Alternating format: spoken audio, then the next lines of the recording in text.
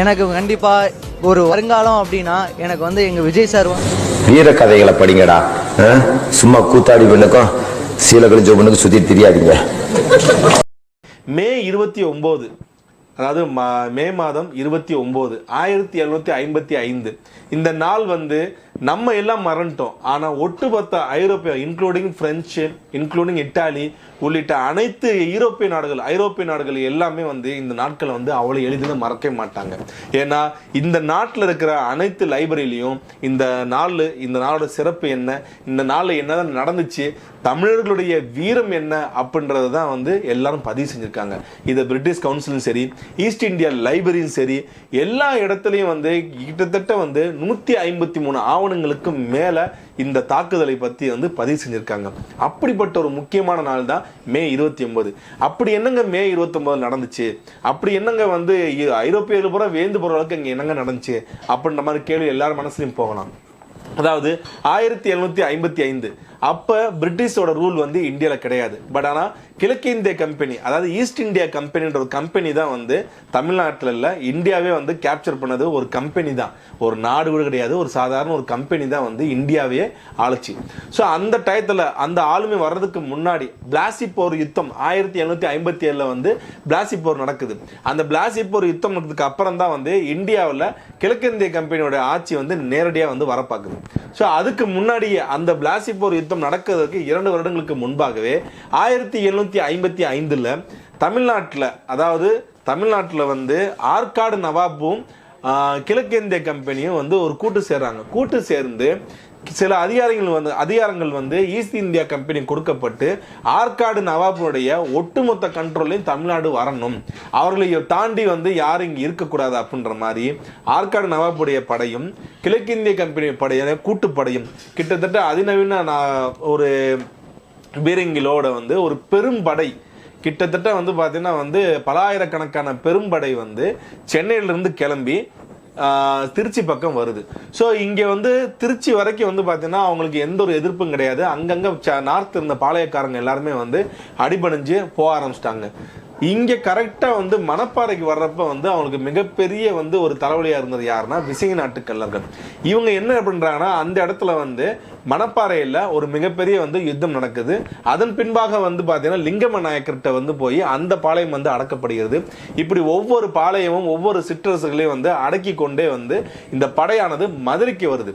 மணப்பாறையில் மட்டும் வந்து பார்த்தீங்கன்னா ஒரு மிகப்பெரிய யுத்தம் நடந்துச்சு. இந்த யுத்தமானது 5 நாட்கள் நடக்குது. இந்த 5 நாட்கள் நடந்த யுத்தத்திற்கு வெற்றிக்கு மிக முக்கிய காரணகர்த்தாவாக இருந்தது யாருன்னா முகமது யூசப் கான். அதாவது மருதநாயகன் சொல்லி பின்னாடி அடைக்கப்பட்ட முகமது யூசப் கான் என்பவர் தான் இந்த படையை வந்து அந்த இடத்துல மணப்பாறையில் இருந்த அந்த கள்ளர்களுக்கு எதிராக போரிட்டு வென்றவர். அதன் பின்பு தான் வந்து லிங்கம நாயக்கரோட வந்து அந்த பாளையத்தை வந்து பார்த்தீங்கன்னா வீழ்த்திட்டு மதுரைக்கு வர்றாங்க. திண்டுக்கல் வழியாக மதுரைக்கு வராங்க.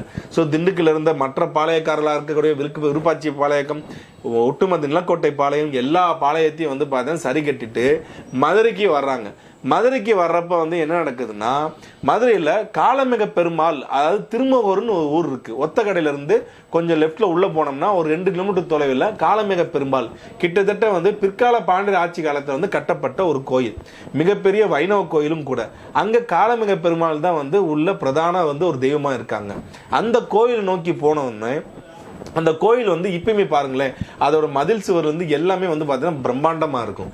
அந்த கோயிலை பார்த்த உடனே இந்த கூட்டுப்படைக்கு தலைவராக இருந்தவரோட பேர் என்ன வந்து கர்னல் ஹரான். இவர் தான் வந்து இந்த ஆங்கிலேய, அதாவது ஆற்காடு நவாப் ஆங்கிலேய கிழக்கிந்திய கம்பெனியோட கூட்டுப்படையுடைய தலைவராக வந்து அன்னைக்கு இருந்தவர். அவர் என்ன பண்றாருன்னா இந்த கோயிலை பார்த்த உடனே அவருக்கு கொள்ளையடிக்கணும் ஒரு எண்ணம் தான் வருது. ஏன்னா கர்னல் ஹரான் வந்து எப்பயுமே பார்ட்டி, எப்பயுமே வந்து ஒரு என்ன சொல்றது, ஒரு இந்த ஐரோப்பியர்களுடைய உயர்ந்த சிந்தனையாக இருக்கக்கூடிய எப்பயுமே பார்ட்டியை வந்து என்ஜாய் பண்றவர் தான். அதனால இந்த கோவிலை பார்த்த உடனே வந்து அவருக்கு அந்த கொள்ளையடிக்கணும்னு ஆசை வருது. அந்த கோவிலுக்கு வந்து காவலுக்கு இருந்த கள்ளர்களை வந்து அந்த இடத்துல வந்து கொலை செய்து விட்டு அந்த மதில் சுவர் ஒட்டி இருக்கக்கூடிய மிகப்பெரிய ஒரு கதவு, அந்த கதவானது வந்து நம்ம பாண்டிய மன்ன காலத்தில் வந்து பார்த்தீங்கன்னா வந்து கட்டப்பெற்ற ஒரு கதவு. அது மிக பிரம்மாண்டமாக இருந்த கதவு. அதை என்ன பண்ணுறாருன்னா உடைச்சு உள்ளே போகணும் அப்படின்றதுக்காக வைக்கோல் இருக்கு பார்த்தீங்களா, வைக்கோலை பூராத்தையும் அதில் கட்டி வச்சு அதை எரிச்சு விடுறாப்புல. கிட்டத்தட்ட வந்து மணிக்கணக்காக எரிஞ்சு அதன் பின்பு வந்து பார்த்தீங்கன்னா திறக்குது உள்ள. இந்த விஷயத்தெல்லாம் பார்த்துட்டு இருக்கிறப்ப அந்த முகமது யூசப் கான் என்ற அந்த இஸ்லாமியர் கூட வந்து என்ன சொல்லியிருக்காரு அவனோட பதிவில் வந்து, இது வந்து ஒரு தேவையற்ற வேலை. இங்கே வந்தது வந்து பார்த்தீங்கன்னா மதுரையவும் மைனா என்கின்ற அந்த ஆற்காடு நவாப்புக்கு வந்து பார்த்தீங்கன்னா எதிராக கலகம் செய்த அந்த சுல்தானையும் பிடிப்பதற்காக தான் நம்ம வந்தோம். இந்த கொள்ளையடிக்கிறது நம்மளுடைய வேலை இல்லைன்னு சொல்லி வந்து அவர் தன்னோட குறிப்பிலே வந்து பார்த்தீங்கன்னா எழுதியிருக்காப்புல. உடச்சி உள்ளே போகிறாங்க, எல்லாத்தையும் வந்து கொள்ளடிக்கிறாங்க. அந்த காலமிக பெருமாளை வந்து பார்த்தீங்கன்னா பேத்து எடுக்கிறாங்க. அதாவது குலோத்துங்க சோழன் வந்து ரங்கநாத பெருமாளை வந்து பேத்து எடுத்தாருன்றாங்க பார்த்தீங்களா, அதை விட கொடூரமாக வந்து கர்னல் கரான் அந்த கோயிலை சூறையாடி அந்த சாமி சிலையெல்லாம் வந்து பார்த்தீங்கன்னா உடச்சி பேத்து எடுத்துட்டு வெளியே வராப்புல. இது நடக்கிறது வந்து பார்த்தீங்கன்னா மார்ச் மாதம் 1755 மார்ச் மாதம் நடக்குது. இது எல்லாத்தையும் எடுத்து மூட்டை கட்டிட்டு அந்த கோயிலுடைய பிராமணர்கிட்ட வந்து கேட்குறாங்க, ஒரு 5000 ரூபா வந்து ஹனா, அதாவது வந்து ஒரு 5000 ரூபா பணம் கொடு, அந்த பணத்தை கொடுத்தேன்னா நான் இந்த சாமி எல்லாம் கொடுத்துறேன் அப்படின்னு இருக்காப்புல. அப்போ அந்த பிராமணன் என்ன சொல்லியிருக்காருன்னா, இது வந்து கள்ளர்களுடைய குலதெய்வம், இந்த குலதெய்வத்தை வந்து நீங்கள் எடுத்ததோட பின்விலை வந்து அதிகமாக இருக்கும், இதுக்கு வந்து நான் காசுலாம் கொடுக்க முடியாது, நீங்கள் வந்து எடுத்துகிட்டு போங்க அப்படின்றாப்புல. அப்போ அதனை கேட்ட வந்து அந்த கர்னல் கரான் வந்து 5000 கூட வந்து பெருமானம் இல்லாத உன்னுடைய கடவுளை வச்சு நான் என்ன பண்ணுறேன்னு சொல்லி கோவத்தில் வந்து அந்த சாக்கு மூட்டையில் கட்டி தன்னுடைய வந்து பார்த்தீங்கன்னா வந்து வண்டியில் தூக்கி போட்டு அங்கிருந்து அந்த கிழக்கிந்திய கம்பெனி கூட்டுப்படை வந்து திருநெல்வேலி போகுது. விருதுநகர் வழியாக, இன்றைக்கு விருதுநகர் மாவட்டம், பட் அன்னைக்கு வந்து பார்த்தீங்கன்னா அது திருநெல்வேலி மாவட்டமாக தான் இருந்தது. ஸோ திருநெல்வேலி கிளம்பி போகிறாங்க. ஏன்னா திருநெல்வேலியில் இருக்கின்ற அங்கே இருக்கிற பாளையக்காரர்களையும் சிற்றரசர்களையும் வந்து அடக்குவதற்காக இங்கிருந்து கிளம்பி போகிறாங்க. போனவங்க நேராக வந்து கட்டபொம்மனுடைய தாத்தா, இப்போ இருக்கிற அதாவது வீரபாண்டிய கட்டபொம்மன் சொல்கிறாங்க பார்த்தீங்கன்னா, அவருடைய தாத்தா வந்து அங்கே ஃபைட் பண்ணுற மாதிரி வர்றாப்புல. அதன் பின்பு வந்து சமாதானத்துக்கு போய் நான் வரி பணத்தெல்லாம் கொடுத்துட்றேன், அதனால என்னுடைய காவலாளிகள் வந்து நான் உங்களுக்கு என்னுடைய வீரர்கள் வந்து பணைய கைதியில் கொடுக்குறேன்னு சொல்லி பணைய கைதியெல்லாம் கொடுத்துறாப்புல. அங்கே இருக்கிற வந்து நாயக்கர் பாளையங்கள் எல்லாமே வந்து ஒட்டுமொத்தமாக வந்து கட்டுப்பாத்துக்கு வருது. ஆனால் அங்கே இருக்கக்கூடிய 9 மறவர் ஜமீன் வந்து அங்கே இருக்காங்க. அவங்க என்ன பண்ணுறாங்கன்னா இதை எதிர்த்து ரிபல் பண்ணுறாங்க. இவர் என்ன பண்ணுறாருன்னா பூலித்தேவருடைய கோட்டையை நோக்கி போய் அங்கே இருந்து பூலித்தேவருக்கு வந்து ஒரு அறிக்கையை வந்து ஒரு சமாதான உடன்படிக்கை அனுப்புறாப்புல. இந்த மாதிரி நீங்க வந்து சரண்டர் ஆயிருங்க, சரண்டர் ஆயிட்டீங்கன்னா வந்து உங்களுக்கு உண்டான மரியாதை எல்லாமே கொடுக்கப்படும், நீங்க வந்து கிழக்கிந்திய கம்பெனியுடைய ஒரு ஆதரவு பெற்ற ஒரு பாளையக்காரரை வந்து நீங்க இருந்துக்கலாம் அப்படின்ற மாதிரி வந்து ஒரு தூது அனுப்புறாப்புல. தூதுவன் வந்து அனுப்பிச்சதை பார்த்துட்டு வந்து சத்தமா வந்து பார்த்தீங்கன்னா சிரிச்சாப்புல புலித்தேவர் அப்படின்னு சொல்லி. அவர் அதாவது கேப்டன் ஸ்மித் என்பவர் வந்து பார்த்தீங்கன்னா அதை வந்து மென்ஷன் பண்றாப்புல. இந்த படையில இருந்த ஒன் ஆஃப் த கேப்டன் அவர் தன்னோட வந்து டைரி குரூப்ல வந்து இதை மென்ஷன் பண்றாப்புல. இந்த மாதிரி சத்தம் போட்டு சிரிக்கிறாப்புல. அந்த அவரு சிரிச்சு வந்து அந்த தூதுவன் வந்து அனுப்பிச்சு விடுறாப்புல. அதன் பின்பு இங்க இருந்து கர்னல் கரான் வந்து நிறைய பீரங்கிகள் வந்து பாத்தீங்கன்னா வந்து வச்சு அடிச்சாப்புல. ஆனால் வலிமையான பூலித்தேவரின் கோட்டை அந்த பீரங்கி குண்டுகளை வந்து எந்த ஒரு சேதமும் வந்து அடையவே இல்லை, அவ்வளவு வலிமையா இருந்துச்சோட கோட்டை அப்படின்னு சொல்லி வந்து தன்னோட குறிப்பில் மென்ஷன் பண்றாப்புல. ஸோ இதுக்கு மேலேயே வந்து நம்மள்ட்ட ப்ரொவிஷன்ஸ் கிடையாது, பூலித்தேவரை எதிர்த்து நிற்கிறதுக்கு நம்மள்ட்ட பலமும் கிடையாதுன்னு நினைச்ச கரான் வந்து அங்க திருநெல்வேலியில வந்து முடிச்சதுக்கு அப்புறம் திருப்பி வந்து சென்னைக்கு வந்து போகணும் அப்படின்றதுக்காக மதுரையை வந்து அடையிறாங்க. மதுரை வந்து அடையிறப்ப அவருக்கு தன்னுடைய உளவு பிரிவு, அதாவது பிரிட்டிஷ் உளவு பிரிவு இருக்காங்க பார்த்தீங்களா, ஜேம்ஸ் பாண்ட் மாதிரி வந்து சொல்றாங்க பாருங்க, அதெல்லாம் ரொம்ப பழமையானது. அந்த பிரிட்டிஷ் கவுன்சிலுடைய தனி டிபார்ட்மெண்ட் இருக்கக்கூடிய உளவுத்துறை வந்து ஒரு கடிதம் வந்து அனுப்புறாங்க. யாருக்கு? கர்னல் கரானுக்கு. நீ பண்ணிட்டு போன வேலையினால இங்க அந்த குலதெய்வத்தை வந்து அதாவது தங்களுடைய குலதெய்வமா வந்து நினைக்கின்ற கள்ளர்கள் வந்து உன்னை தாக்குவதற்கு ரெடியா இருக்காங்க, அவங்களுடைய சில சாமி சிலை மீட்பதற்கு ரெடியா இருக்காங்க, அதனால நீ வர்றப்ப ரொம்ப கவனமா வரணும், உன்னுடைய படைகளை வந்து மிக நல்லா தயார்படுத்திட்டு வான்னு சொல்லி வந்து ஒரு எச்சரிக்கை மணியும் கொடுத்துறாங்க. அப்ப இவர் என்ன பண்றாருன்னா தன்னுடைய படையில வந்து பாத்தீங்கன்னா ஒரு குறிப்பிட்ட பிரிவினர் வந்து முதலே அனுப்பிச்சிடறாப்புல. வெளிச்சினத்தம் தாண்டி அங்கிட்டு இருக்கிற வந்து அந்த காட்டுப்பகுதியில் போறதுக்கு முன்னாடி அங்க போய் பார்த்துட்டு வாங்கன்னு அனுப்புறாப்புல. ஆனா பார்த்துட்டு போனவங்க யாருமே திருப்பி வரவே இல்லை. என்னடா வரவே இல்லைன்னு சொல்லிட்டு வந்து இங்க இருக்கிற திருப்பி வந்து தன்னோட படையில வந்து ஒரு சில பேர் அனுப்பிச்சு என்னன்னு பாருங்கன்றப்ப அந்த வழியில இவரால் அனுப்பப்பட்ட வீரர்கள் எல்லாரையும் உடம்புல இருந்த தலையை மட்டும் தனியாக எடுத்து அதை தங்களுடைய ஈட்டில வந்து பார்த்தோன்னா குத்தி அந்த வழியில வந்து வரிசையாக ஊண்டி வச்சிருந்திருக்காங்க. அதாவது என்ன இதுனா, நீ இந்த வழியை வந்தனா உனக்கு மரணம் நிச்சயம் அப்படின்ற மாதிரி வந்து ஒரு சமிக்கையை வந்து கொடுக்குறாங்க அங்க இருந்த வந்து கள்ளர் மக்கள். ஸோ இப்போ என்ன நடக்குதுன்னா, சரி இதுக்கு மேல வந்து எப்படியும் தாக்குதல் வந்து கண்டிப்பா உறுதியாயிருச்சு. இந்த தாக்குதல இருந்து நம்ம தப்பிக்கணும்னா நம்ம ரொம்ப வந்து கவனமா போகணும். இந்த சாமி சிலையை மீட்கிறது தான் வந்து இந்த மக்கள் ரொம்ப குறியா இருப்பாங்க. அதனால இந்த சாமி சிலையை வந்து நடுப்பகுதியை விட்டுட்டு முன்னாடி நம்ம போயிட்டோம்னா நம்மளை வந்து விட்டுருவாங்க அப்படின்னு சொல்லி ஃபர்ஸ்ட் ஒரு ரெஜிமெண்டோட வெளிச்சு நிறுத்தத்தை தாண்டி ரெஜிமெண்ட்ல வந்து பார்த்தீங்கன்னா முதல்ல வந்து ஒரு கிளம்புறாப்புல. இவர் வந்து அந்த முதல்ல போறப்பயே வந்து அந்த ரெஜிமெண்டோட சேர்ந்து அவர் மட்டும் முன்னாடி தப்பிச்சு போயிடாப்புல. அதன் பின்பு ஒரு ரெஜிமெண்ட் இதுல வந்து பிரிட்டிஷ் படையில இருந்த பிரெஞ்சு படைகள், அப்புறம் கஃப்ரீஸ், அதாவது வந்து பிரிட்டிஷ் படையில இருந்த ஆங்கிலேயர், அதாவது கருப்பர்கள், ஆப்பிரிக்காவை சேர்ந்தவங்க வந்து கஃப்ரின்னு சொல்லுவாங்க, அவங்களும் இருந்திருக்காங்க. இந்த படைகள் எல்லாமே, அது போக வந்து நேட்டிவ் ஆர்மி, அது போக வந்து ஆர்காட் நவாப் ஆர்மின்னு சொல்லி பலாயிரக்கணக்கான வீரர்கள் வந்து அதாவது போயிட்டு இருக்காங்க. இதுல வந்து கனரக பீரங்கி, அப்புறம் சிறிய ரக பீரங்கி, அதுக்கு நடுவுல வந்து பாத்தீங்கன்னா ஒரு ஒரு ஒரு இந்த மாட்டு வண்டி, குதிரை வண்டியிலே வந்து பாத்தீங்கன்னா பெருசா ஒன்று இருக்கும். அந்த வண்டியில இந்த சாமி சிலையில வந்து ஃபுல்லா வந்து பாத்தீங்கன்னா வச்சு நகர்ந்து போயிட்டு இருக்கு. இந்த மாதிரி நகர்ந்து போறப்ப அந்த இரண்டு பக்கமும் அந்த மிகப்பெரிய காடு, இன்றைக்கு வந்து பாத்தீங்கன்னா ஹைவே போறேன்னு சொல்லிட்டு வந்து பாதி அழிச்சிட்டாங்க. அப்ப என்ன நடக்குதுன்னா, இந்த படைகள் வந்து இவ்வளவு பிரம்மாண்டமான படைகள் வர்றத அதை வந்து சுருக்க பாக்குறாங்க. சுருக்கிறப்ப என்ன ஆகுதுன்னா, ரெண்டு பக்கம் இருக்கிற மரத்தை வந்து வெட்டி வெட்டி ரெண்டு பக்கம் போட்டு 100 அடி 200 அடி இருக்கிற ரோடை வந்து பாத்தீங்கன்னா சிரிச்சு ஒரு 10 பேர் மட்டுமே வந்து போறக்கூடிய ஒரு பாதையை வந்து மாத்துறாங்க. எக்ஸாக்ட்லி நீங்க 300 பருத்தி வீரர்கள் வந்து பார்த்திருப்பீங்க. அந்த 300 பருத்தி வீரர்கள்ல எதனால வந்து அந்த பெர்ஷியன் ஆர்மி பெரிய ஆர்மியா இருந்தாலும் அது ஒரு சின்ன குகைக்குள்ள போறப்ப சுருங்கிது பாத்தீங்களா, அந்த மாதிரி ஒரு டெக்னிக்கை தான் வந்து அந்த மாதிரி டெக்னிக் சொல்ல முடியாது. ஹாலிவுட் படத்துக்கு வந்து அதுக்கு ரெக்கார்டும் கிடையாது, ஒரு நாவலை வச்சு எடுத்தது தான். மேபி இது ஐரோப்பியர்கள் எல்லாருமே படித்த ஒரு யுத்தம்ன்றனால இந்த விஷயத்தை கூட எடுத்து இந்த 300 பருத்தியர்களை பயன்படுத்திருக்க உண்டான வாய்ப்புகள் அதிகமாகவே இருக்கு. ஸோ அந்த மாதிரி சுருங்கிடுது.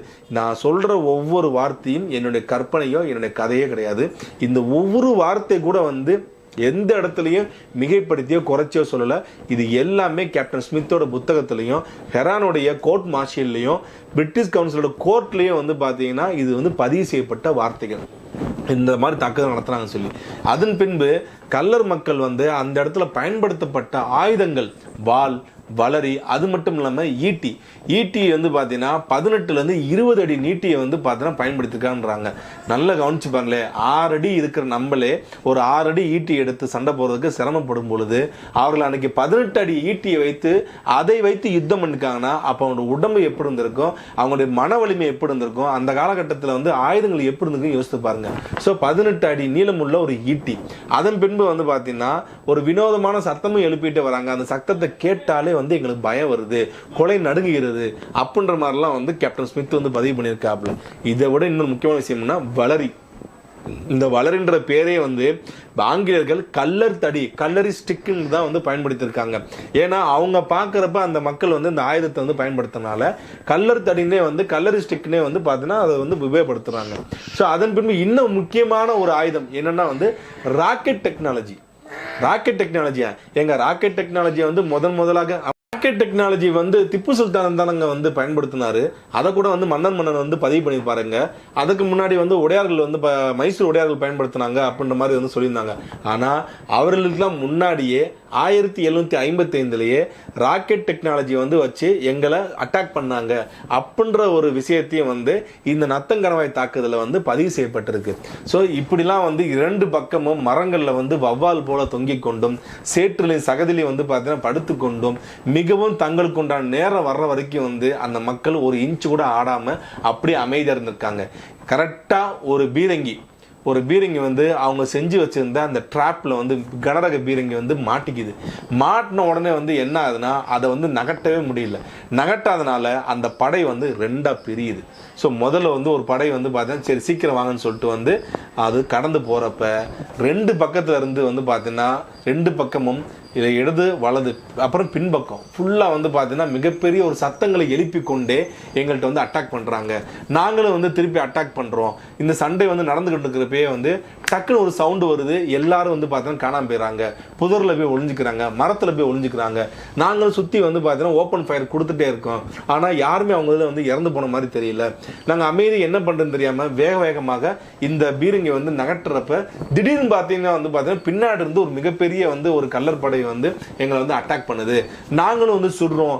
நாங்கள் கரெக்டாக வந்து பார்த்தீங்கன்னா சுட்டாலும் அந்த அந்த அந்த அவங்கள்ட்ட வந்து இறப்பு ஏற்பட்டாலும் அதை வந்து ஒரு பெருசாகவே கேர் பண்ணாமல் அவங்க திருப்பி தொடர் யுத்தத்தில் நடந்துகிட்டே இருந்தாங்க. ஒரு ஸ்டேஜில் வந்து எல்லா பக்கமும் இருந்து வந்து பார்த்தா தாக்குதல் வந்து அதிகமாகறப்ப வந்து கரெக்டாக அந்த சாமி சிலைகள் வந்து பார்த்தீங்கன்னா இருந்த அந்த இடத்துல வந்து பார்த்தீங்கன்னா அந்த வண்டி மேலே வந்து நேராக வந்து அந்த கள்ளப்படை வந்து பார்த்தீங்கன்னா தேட ஆரம்பிக்கிறாங்க. தேடுறப்ப வந்து பார்த்தீங்கன்னா அவங்க ஒரு சத்தத்தோடு தேடுறாங்க, சாமி சாமி சாமி அப்படின்னு தேடிட்டே இருக்காங்க. அப்போ வந்து பார்த்தீங்கன்னா உள்ள உடைத்து அந்த சாமி சிலையெல்லாம் உள்ளேருந்து வெளியிருந்து எடுக்கிறப்ப கள்ளற்படைகள் அவர்களுடைய மனைவியும் குழந்தைகளும் கிடைத்தால் கூட அந்த அளவுக்கு சந்தோஷப்படுவார்களை விட அதை விட அதிகமாக வந்து அந்த இடத்துல ஆரவாரத்தோட ஆனந்த கண்ணீரோட வந்து பார்த்தீங்கன்னா வந்து அந்த காலமேக பெருமாளுடைய சிலையை தூக்கி வந்து சந்தோஷமா சிரிச்சாங்க அப்படின்ற மாதிரி வந்து பதிவு பண்றாங்க. சாமி சாமின்னு சொன்ன உடனே அந்த ஒட்டுமொத்த பேட்டில் ஃபீல்டு வந்து பார்த்தீங்கன்னா பின் டிராப் சைலண்டுக்கு போகுது. இவங்களும் வந்து பார்த்தீங்கன்னா ஓப்பன் ஃபயரை ஸ்டாப் பண்ணிட்டு வந்து என்ன நடக்குன்னு தெரியாமே வந்து சுத்தி முத்தி பார்க்குறாங்க. இப்படிப்பட்ட ஒரு தாக்குதலா அப்படின்னு சொல்லி இந்த தாக்குதல் முறைகளை பற்றியும் அதன் பின் என்ன ஆகுதுன்னு பாருங்க. இவங்களை விட்டாங்களா? விடல. நத்தன் டவுன் போற வரைக்கும் வந்து பார்த்தீங்கன்னா பின்னாடி இருந்து ஃபைட் பண்ணி கிட்டத்தட்ட 1000க்கும் மேற்பட்ட ஆங்கிலேய அதாவது இந்த கூட்டுப்படையிலானது வந்து இழப்பை ஏற்படுத்துது. தங்களுடைய ஆயுதங்களை வந்து கீழே போட்டோம். நாங்கள் ஆயுதத்தை கீழே போட்டு நாங்கள் அதன் பின்பு வந்து பார்த்தீங்கன்னா மிகுந்த சோர்வோடு மிகுந்த தோல்வியோட உணர்வோட நாங்கள் நத்தன் டவுனுக்கு போய் சேர்ந்தோம். அதன் பின்பும் பின்னாடி தான் அந்த படைகள் எங்களை பார்த்து வந்து சிரிச்சுட்டு தான் நின்றுக்குந்தாங்க. ஸோ இந்த மாதிரி ஒரு விஷயத்த தன்னுடைய டைரியில் வந்து மென்ஷன் பண்ணியிருக்காப்புல. கோர்ட் மார்ஷியலில் வச்சு அங்கே பிரிட்டிஷ் கோர்ட்டில் வந்து இந்த கான்வர்சேஷன் போகிறப்ப கேப்டன் ஸ்மித் அவர்கள் வந்து பார்த்தீங்கன்னா இதான் பதிவு பண்ணியிருக்காப்புல. இல்லை இது பெரிய இழப்பெல்லாம் இல்லை அப்படின்னு சொல்லி ஹெரான் எடுத்து வச்சப்ப எத்தனை பேர் இறந்தாங்க, எத்தனை பேர் என்னென்ன பண்ணாங்க, எவ்வளோ தூரம் பொருள் சேதம் நடந்துச்சு, இது எல்லாத்தையுமே வந்து கேப்டன் ஸ்மித் வந்து பார்த்தீங்கன்னா மென்ஷன் பண்ணியிருக்காப்புல. இப்படிப்பட்ட ஒரு விஷயம் இந்தியாவிலேயே வந்து முதலாக பிரிட்டிஷார்கள் அந்த ஆர்மி வந்து தங்களுடைய வெப்பனை வந்து கீழே போட்டு ஓடிய ஒரு தருணம். நேட்டிவ் தமிழன்ஸை பார்த்து வந்து வியந்து போன ஒரு தருணம். இப்படிப்பட்ட ஒரு வீரமா, இப்படிப்பட்ட ஒரு தாக்குதல் முறையா, இப்படிப்பட்ட ஒரு டெக்னாலஜியா அப்படின்னு சொல்லி வியந்து போன ஒரு ஆங்கிலேயர்கள் வியந்து போன ஒரு யுத்தம். ஆனா இது வந்து பார்த்தீங்கன்னா அந்த தேவர் சமுதாய மக்களுக்கே வந்து இதை பற்றி 90% தெரியாது. முதலாக வந்து 2018 நானும் சாம் சுந்தர் சம்பட்டியார், அதற்கு முன்னாடி வந்து பார்த்தீங்கன்னா பெருமலைக்கல்லர் வாழ்வு வரலாறு எழுதிய சுந்தரவந்திய தேவன் அண்ணன், இவர் தான் வந்து முதலாக இந்த யுத்தத்தை வந்து பதிவு பண்ணாப்புல. ஆனால் தேதி வந்து இதை சரியாக பதிவு பண்ணப்படலை. அதன் பின்பு நான் வந்து பார்த்தீங்கன்னா நானும் சாம் சுந்தர் சம்பட்டியாரும் ஆய்வு மேற்கொண்டு இந்த தேதியை வந்து வெளியே கொண்டு வந்தோம். அதன் பின்பு வந்து அந்த சமுதாய அமைப்புகள், முக்குளத்தோட சமுதாய அமைப்புகள் தான் வந்து இதை வந்து கொண்டாட ஆரம்பிச்சாங்க. ஆனால் அவங்கள தாண்டி அனைத்து தமிழர்களும் வந்து ஒரு போற்ற வேண்டிய தமிழர்கள் வீரத்தை வந்து ஐரோப்பாவில் வந்து பார்த்தா பறைசாட்டப்பட்டது. ஈஸ்ட் இந்தியா லைப்ரரியிலையும் சரி, பிரிட்டிஷ் கவுன்சிலையும் சரி, பிளஸ் இன்னைக்கு பிரிட்டிஷ் லைப்ரரியிலையும் சரி, இவங்க பயன்படுத்தின ஆயுதமும் இந்த யுத்தத்தை பற்றின குறிப்புகளும் எல்லாமே தெல்ல தெளிவாக வேர்டு பை வேர்டாக இருக்கிறது. ஆனால் சாதி உணர்வால் வந்து ஊறி போன, அதாவது சாதி வெறியில் ஊறி போன சில மக்கள் வந்து இந்த சமுதாய மக்களை இழிவுபடுத்திக் கொண்டு தான் இருக்கிறது யதார்த்தமான உண்மை. மே 29 தமிழர்களுடைய வீரத்தை வந்து ஐரோப்பியர்கள் வியந்த ஒரு தினமாக அனைத்து சமூக மக்களும், அனைத்து தமிழர்களும், அனைத்து தமிழ் சமுதாய தலைவர்களும், தமிழ் தேசிய தலைவர்களும் இதை முன்னோக்கி கொண்டு போனாங்கன்னா இது உண்மையிலே தமிழோட ஒற்றுமைக்கு வந்து மிகவும் உகந்ததாக இருக்கும். நன்றி, வணக்கம்.